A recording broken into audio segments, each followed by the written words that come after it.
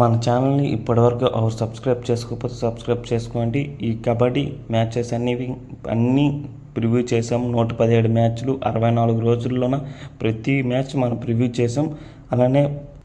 అలానే మన ఛానల్లో క్రికెట్ వీడియోస్ కూడా పెడతాం. మన ఛానల్ని సబ్స్క్రైబ్ చేసుకోండి ఫ్రెండ్స్. పక్కన బెల్ ఐకాన్ నొక్కండి. దబాంగ్ ఢిల్లీ వర్సెస్ పుణేరి పల్టన్ పీకేఎల్లో ఫైనల్ మాట. ఎప్పుడెప్పుడు అనుకున్న ఫైనల్ వచ్చేసి ఈరోజు జరిగింది.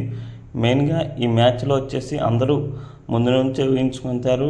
ఎందుకంటే ఫస్ట్ 3 మ్యాచ్లో టై బ్రేకర్ అయింది కాబట్టి ఈ మ్యాచ్ కూడా ఒక టై బ్రేకర్గా ముగుస్తుంది అనుకున్నారు.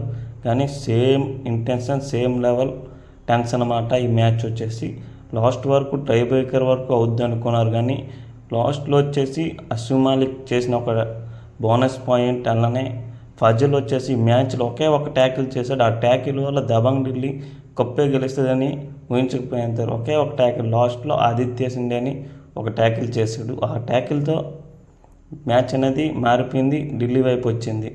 ముందుగా మెయిన్గా ఈ మ్యాచ్లో వచ్చేసి దబాంగ్ ఢిల్లీ దుక్కు అజింక్య పవర్ని ఎంత మెచ్చుకున్నా తప్పులేదు. ఆ ఫస్ట్ హాఫ్లోనే ఆల్అవుట్ అవ్వాలని టీంని వరుసగా 2 రైడ్కి వెళ్ళి 4 పాయింట్లు తెచ్చి ఆ మ్యాచ్ని అలాగా సేవ్ చేశాడు. ఆల్అవుట్ అవ్వకుండా ఫస్ట్ హాఫ్లోన లాస్ట్ మూమెంట్లోన మ్యాచ్ చూస్తుంటే మీకు తెలుస్తుంటుంది. అలానే సెకండ్ హాఫ్లో కూడా ట్యాకిల్స్లోన అలానే రైడింగ్ పాయింట్స్లో నీరజ్ అగర్వాల్ అలానే మెయింటైన్ చేశాడు ఆ ప్రెజర్ని. దీంతో ఎక్కడ పుణేరి పల్టన్స్ తగ్గకుండా పోటీ ఇచ్చారు.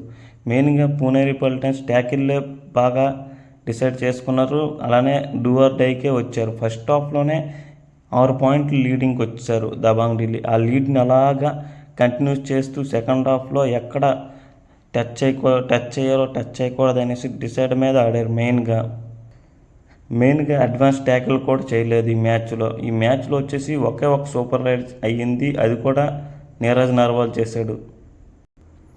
దబాంగ్ ఢిల్లీ దుక్కు స్టార్ ప్లేయర్ లేకుంటే ఫైనల్ వరకు వచ్చి ఫైనల్లో కప్పు కొట్టారు. మెయిన్లీ వాళ్ళ స్టార్ ప్లేయర్ వచ్చేసి అస్సిమ్ మాలిక్ ఒక్కడే. మిగతాలందరూ మామూలు ప్లేయర్సే కానీ ఈసారి కప్పు కొట్టారు. మెయిన్గా ఈ కప్పు కొట్టడంలో ఏమంటే అప్పుడు జోగిందర్ వచ్చేసి ప్లేయర్గా కప్పుని గెలిచాడు, ఇప్పుడు వచ్చేసి కోచ్గా గెలిచాడు.